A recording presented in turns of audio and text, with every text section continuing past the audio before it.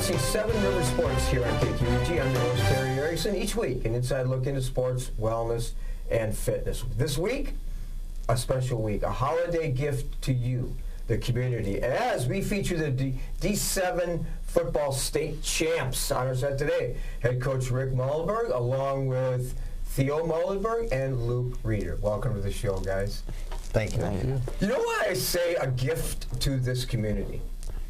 Simply because I really believe this, and you know because I've talked to you many times on ESPN radio. I believe that you're a gift to the community, coach, and the program because you do it the old-fashioned way. You do it with selflessness versus selfishness. You do it with integrity. You do it with hard work. You do it the way teams in the past have done it. Not that there aren't teams today that do it, but you represent the old-fashioned good values of playing football. And I really believe that, too. What's your thought on that, Coach? Well, one of the things that, we really do pride ourselves on is playing as a team. It's I think it's the ultimate team sport. You need 11 guys doing this on the same page at all the time. We've had a lot of guys that have been extremely good players for us, but our collective is better, and that's something we talk about all the time. Luke led us in rushing this year, started for a number of years, but at the end of the season couldn't tell you how many yards he had. That's just a testament to, our guys really buying into that team mentality, and we talk about it all the time, and we try to do it the right way. It's one of those where we talk about hard work, we talk about persistence, those things, and I have to give these guys credit. They work extremely hard to get to where they're at, and I'm so proud to represent them and our community. I mean, we talk about that as we play. We talk about we represent not only ourselves, our team, our school, our community, all of our alumni, and it's important to us that we do it that way. Well, I hope our viewers heard that because that's life lessons in addition to the tremendous winning streak with Bangor football. Well, in case you mentioned that Luke Reeder didn't even know how many yards. You want to know how many yards? Sure, yeah. Well, I'm sure you do, but in case, in your career, 67 touchdowns and over 3,600 yards, by the way. 28 times rushing, 185 yards, and 2 TDs in the state championship game. Did you know that? Yeah, I heard that. Well, it was all over the media. Yeah. But Coach described you as the consummate team player. And I already knew that because I know who you are, and I remember both of you, by the way, starting your career in 6th grade at the Boys and Girls Club, and I know a little bit about that program. Yeah. And not that we share any of your success story, but you both represent small community values. Have you always felt that way? Yeah, for sure. Growing up in Bangor, a small town, you know everybody, and everybody knows you. And if you do something wrong, the whole town will know. So you can't do anything wrong, really. Well, let's go back quickly. We mentioned your statistics in the championship game. And did you know, was that part of the game plan that you were going to be that much a part of the offense? I think so, coming into the game, because like the regular season, the coach kind of told me a few times, we're just going to hold you back for bigger games later down the road. And then we got into playoffs, started getting more carries and stuff, so I figured I'd have a few more bigger games. And, of course, Theo, you were as much a part of the success story as Luke Reeder was. And you had great games throughout the season. You, as was predictable, your true colors came out in the postseason. Talk about that. Yeah, I knew my role is just as a fullback. I don't always get the ball. My main role is just to block for the guys that carry the ball. But it's always fun to do that too, just to go and hit people as hard as I can. And it's all about the team though, to watch our team. Well, I'm very familiar with your offense, working some of your games, working some of your scrimmages, knowing your offense because when I coached, we ran some of the similar things that you run now. But you have to be willing to give up maybe some of the glory to do what you do in terms of opening holes up and being sort of a decoy sometimes. Is that challenging for you? No, I enjoy that. I enjoy everything about the game. It's always fun for me, just anything football. Is your biggest skill on the defensive side would you say? Or, I would say, yeah. And because you had a successful season, all conference, and that was your biggest strength. Is that what you enjoyed more than anything? Yeah, I think we pride ourselves on our defense, and we always try to hold the opponent to 0 points, shut them out every game, and as few yards as we can. One thing I like about your style of play, Coach, is that it reminds me a little bit of, perhaps you remember this quote from Vince Lombardi during his years in Green Bay, where he said, "I'll give you my playbook. I'll let you come and watch practice. Now try to stop me." Because your offense was based on no frills, no gadgets. It wasn't there to impress anybody. You just did it the old-fashioned way of blocking, tackling, and staying true to yourself. That is correct. I actually had, during the days of film exchange, I had a coach from another school come to exchange with us on a Monday, and I let him sit in our film session. So exactly like Vince Lombardi said, it was, people know what we're going to try to do, and we talk about just doing it well. And I know it's probably surprising to hear that I invited him in, but we really pride ourselves on being fundamentally sound. And these two guys on defense are our two outside linebackers, both of them first team all conference, and just solidified everything there. But it was a consummate team. I mean, I can't speak highly enough about the guys that we have, including these two, as far as just buying into everything that we did during our summer workouts into the fall, all the way through that state championship game. And as Luke said before, he knew he'd get a few more carries. There were some games in the regular season he had 3 carries, and he was our conference player of the year. But he knew when we went to Potosi, he had never carried over 20 times, and he carried 29 times that day for 246 yards. People asked me, were you surprised at what he could do? And I said, no, we knew this all along. We didn't utilize him. We didn't need to as much, so he'd stay fresh for the stretch run. But no, we love playing football that way. Like I said, we put a few wrinkles in here and there, but really you have to do what you do well, and these guys did that. What's really, I want to just come back to that a minute, because you said you saved him for the stretch run. I really believe that with most athletes, or maybe it should say with many athletes, they wouldn't be able to handle that. Many athletes would want the ball, and they'd want to shine each and every Friday night, rather than to save themselves for the postseason. And that wasn't a challenge for you? No, not at all. Well, we knew our goals come in were end of the season, so we figured play our best ball then. Well, Coach, you're in your 18th season, and you played for John Lewis. We talked about before we went on the air, a friend of mine from West Salem, and then you were at UWL and you played there for Coach Chris and Coach Herring. Were they part of maybe your identity when you were young and maybe influencing you and your coaching and teaching style? Absolutely. They were instrumental. I believe one of the reasons why I actually got into teaching and coaching was John Lewis was an influence, and then Coach Herring.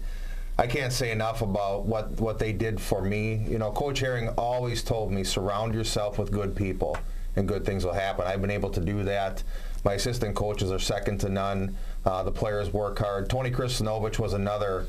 He has forgotten more football than I will ever know. It's just unbelievable the amount of knowledge that he has. And then Coach Roland Christensen as well. I worked very closely with him, and his defensive mind was just unbelievable also. I knew all of them really well, or know them. I knew Chris real well, passed away a few years ago, but I remember him fondly as the defensive coach, and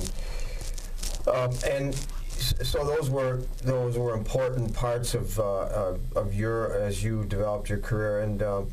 And the guy next to you, this Theo Muellenberg here too, not only a tremendous football player, but basketball, and was involved in as a varsity player back when you were a freshman. And was that difficult to come in and play when you were that young? Yeah, for sure. I was real nervous at the start because playing for my dad. Just wanted to not make any mistakes and just do what I could. And I was a long snapper, so some of those games are pretty cold, having to snap the ball just coming off the sideline. So you're beginning your introduction into Bangor football as a freshman on the special teams. That's still quite an accomplishment. And Luke also starting since you were a freshman. Mm-hmm. And you both had some lower level. You had some experiences when you were young, and you were elevated quicker than most because of not only your athleticism but your experiences when you were young. Mm-hmm. Yeah, definitely growing up with the group of guys I grew up with. Just having that experience, I mean, growing up with the 13 guys basically my whole life, kind of we all push each other, and that's how we propelled to the top. And out of 55 games or so, you lost 2 games in your entire high school career. I mean, that alone is probably a national record. My gosh! So that was there was something special about both of you and your team, and you sort of recognized that, didn't you? Yeah, for sure. Yeah. But you were surrounded with good people, like Coach talked about. Mm-hmm. His experiences. Surround yourself with good people. You surrounded yourself with quality friends and teammates. Mm-hmm. Yeah. And that was part of your success story. Well, good. We're going to step aside just for a minute, and when we come back, we're going to learn more about our guests when we feature today Bangor football. We'll be right back. At Schneider Heating and Air Conditioning, we have assembled a championship team who listens to what your needs are. We install carrier comfort systems that improve the comfort, efficiency, and the air quality of your home and workplace.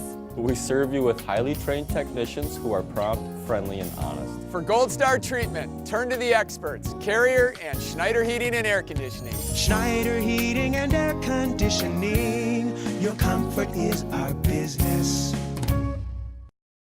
Welcome back to Seven Rivers Sports. Again today, we are featuring, it might be basketball season to some of you, but to us today, it is football season. Head coach Rick Muellenberg, along with Theo Muellenberg, Luke Reeder, Bangor football. You know, we talked in the first segment, Coach, about who influenced you. We talked about assistant coach and so on. One of the things I've always respected about your program is the fact that you have a great deal of respect, and you reference assistant coaches, part of your success story. Talk about that, would you please? Well, I know we wouldn't be as a program where we're at without the collective group of coaches that I have. They are special. We work really well together, understanding our roles. You know, I understand that I need to let them coach, let them, I mean, they are very talented. You know, Kevin runs the entire defense. We talk about our game plan and things, but then it's up to him. You know, we don't necessarily always agree right away, but we do what's best for our team, and I know what the defensive mind that he has to do that. And then Jordan and Coach Laufenberg and Coach Chaplin, you know, they do a lot of the hard grunt work, so to speak. You know, everything from preparing our equipment to taping ankles and everything else, making sure that we're ready on game day. Plus, they coach, you know, different positions during practice. So, you know, it takes a group. It takes the entire group, and I depend on those guys so much. But it's leadership too, and by the way, in case you missed this, along with Carl Frichte, who's a friend of mine, Tribune Coach of the Year, Rick Muellenberg, was named in early December. Second time you've been Coach of the Year, and I know you deflected to your assistants, but that was a special award for you. And when you were notified, perhaps surprised, humbled, what was your first thought? Well, anytime you're mentioned with the people from Caledonia in football, you know you're doing something correct. You know, the individual awards are nice, but I really appreciate the team awards and seeing these guys get rewarded for the hard work that they put in. You know, I'm doing it because I love it and I want to see them succeed. So it's more meaningful when they succeed. It is very humbling, and I appreciate the honor. It is the third time that Caledonia and I have shared it together. Like I said, when I can be mentioned with them, our program is doing something well. Yeah, because I respect their program too. Well, you were a big part of the defense, Theo Muellenberg. And I don't know if you missed this, but you averaged 48 points a game on offense, led by this guy right here. But you gave up 4 points a game you gave up, and 9 games with a running clock. And it was just, you dominated. You can't use any other word than just that word. You dominated, led by you, Theo Muellenberg on defense. And it's all part of preparation, all part of fundamentals, all part of game planning. Would you agree with that? Yeah, I would. We always go in each week starting out with our film session, and the coaches do a great job with that, telling us what we need to know, and then we go in and work on what we need to work on from the previous week, what we should, need to improve on or just refine, and then we just go in each week, I felt at least myself, knowing exactly what we need to do and just go out there and do it. When you think about your career, Luke, your football career, and then we're going to jump to a couple other things, certainly that was one of the defining moments, your state championships and the success you've had. Just reveal, if you would, your emotions back in November when you reached the pinnacle of success and won the state championship. It definitely felt a lot better this time than it did the first time. From the 2015 title, we weren't expected to win that one. And then this year, we kind of had our goal in our mind, and we knew where we wanted to reach at the end of the season. And then getting there, it being our last game, our senior season, and just coming out on top with all my friends I grew up with, really there's no emotions that you can talk about. One thing that a lot of people are perhaps wondering, and I wonder a lot, is how you dominated all of your opponents in the conference, in non-conference. We talked about the stats. How hard was it, though, if you would briefly share, how hard was it to get up for every game knowing that in all probability you would dominate? I mean, that's not hard to get up for, really. We knew coming into the game we had to play as hard as we could and just play our game, and good things would happen, as coach would always say, like every week. But our coaches, they gave us the mindset to just play how you play and play hard. Let's move to something maybe a little emotional. Let's move to coaching your son. Let's move to playing for Dad. I was privileged to, we have 5 children, and I was privileged to coach 3 out of our 5 children. And it was a challenge. It was a challenge to make sure you didn't take it home with you. It was a challenge to separate coach and dad and so on. But when it was over with, and we had a great deal of success, it was highly emotional. I can reflect back to that. It must have been special on one hand and emotional to see it end on another hand. Yeah, it still is.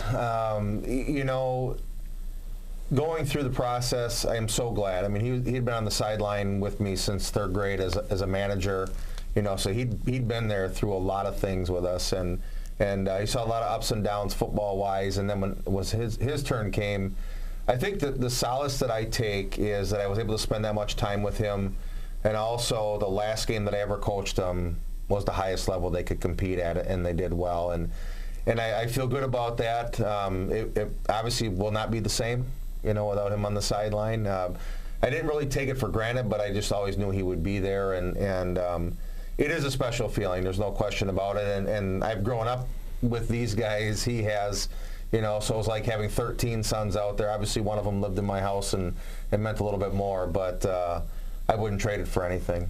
We had Kevin and Kellen Kravik on the show a year ago or so, and they talked a little bit about that, and they also talked about the challenges, the emotional highs and lows, and coaching the last game, and if you haven't coached your own children, you maybe don't sort of understand how emotional it is, and I assume it was for you too at the end of the season, right, Theo? Yeah, it was pretty emotional knowing it was my last game, but wouldn't have rather done it with anyone else than having my dad at the coach to coach me, and it was pretty special to share that with him. I presume then that your perhaps greatest role model would be the guy sitting to your left. Why would you say that? Just if I ever had anything that I needed to ask, like football-wise or anything in general, just he's always there to answer or give me a suggestion or as to where to go if he didn't know the answer, or he's just a smart guy in general and knows what to do. Well said. And it's going to be hard next fall, and be hard when Theo leaves and goes to UW Eau Claire, and I know it was with our last child, our daughter, who was an excellent athlete too, went on and left the house, and it was not easy for Sue and I.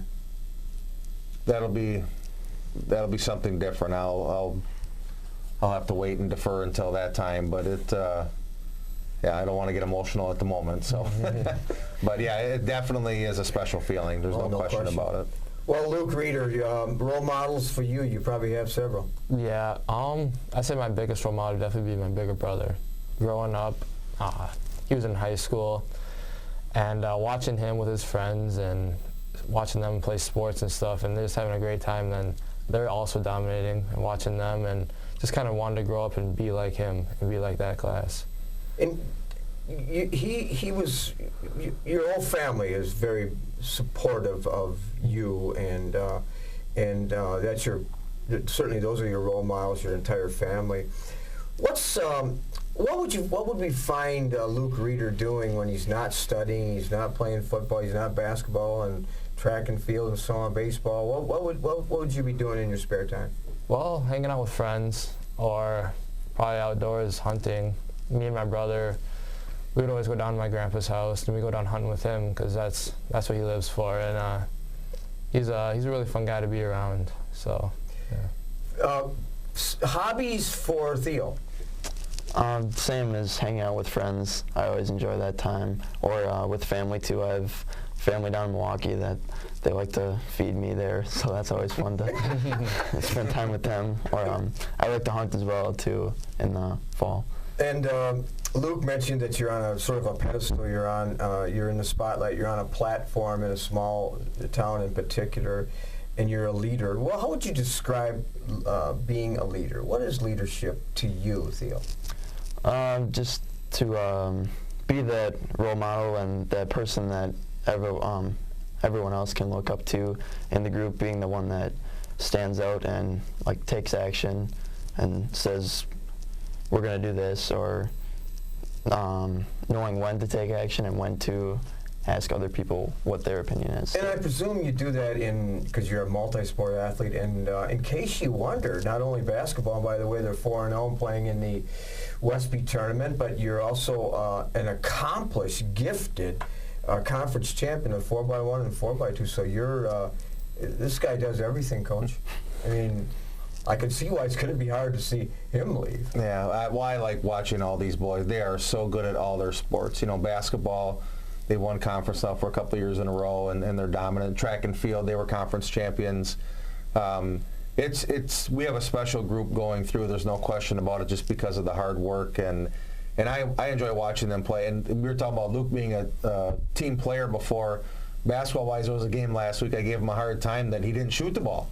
You know, as good as he is, there are times where, I'm sitting up there as a fan going, geez, you're open, shoot that one. But, yeah. He knows what his role is out there as well, and Theo does also. And it's just a privilege as a coach to be able to coach guys like this. Oh, absolutely. I've been blessed to coach people like that, too. But talking about shooting, you ever heard the saying, Luke, you miss 100% of the shots you don't take? Yeah, I've heard that. You heard that? Yeah. Where'd you get that from?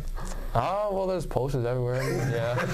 Then shoot the ball, would you? Yeah, I don't know. You get teammates more involved. That's what I said. He's a team player. And I wouldn't doubt accomplished baseball player in the spring, accomplished and gifted track and field. But basketball, even though this is a football show today, your gift, by the way, also municipal, we could very well see the Bangor boys, it's their due, coached by Jordan Laufenberg, back finally to the Kohl Center. Is that going to happen? There's definitely a good chance, I'd say. I would say it will be too. Mm-hmm. Well, good. So you talked, as we close the show, you talked about it'll be a challenge next year, Coach, when your son and the rest of this team is not on the sideline. You just finished your 18th year. Are we going to see you back on the sideline next year? I don't know yet. I usually wait until about February to make that decision. I do know professionally that I would like to become an administrator, and I have my license there, so we'll see where life takes me. Boy, if life takes you in another direction, it will be a huge, huge loss to not only the Bangor school system, but Bangor in general. So, but I can see why you want to pursue something else, not next chapter of your life, if indeed that occurs, and if it does, we wish you the best of luck. Thank you. What a gift to have these three people on our show today. So again, Rick Muellenberg, Theo Muellenberg, Luke Reeder, it's been my pleasure to have you on the show. So Happy New Year to you too. Happy New Year. Thank you so much for having us on. You're welcome.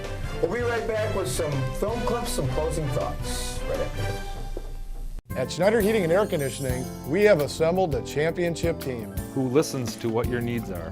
We install carrier comfort systems that improve the comfort, efficiency, and the air quality of your home and workplace. We serve you with highly trained technicians who are prompt, friendly, and honest. For Gold Star treatment, turn to the experts, Carrier and Schneider Heating and Air Conditioning. Schneider Heating and Air Conditioning. Your comfort is our business. Welcome back to Seven Rivers Sports. I hope you enjoyed our interview today. The spotlight on Bangor football. Certainly one of the best in the tri-state area by far. Well, we're just getting rolling into our basketball broadcast for the 17-18 season. I hope you continue to watch those games here on KQEG. We also are going to have more guests as we turn the calendar to 2018 here on Seven Rivers Sports. If you ever have a thought on a guest or a topic, please contact us here at the studio. We really appreciate you joining us each and every week on the show.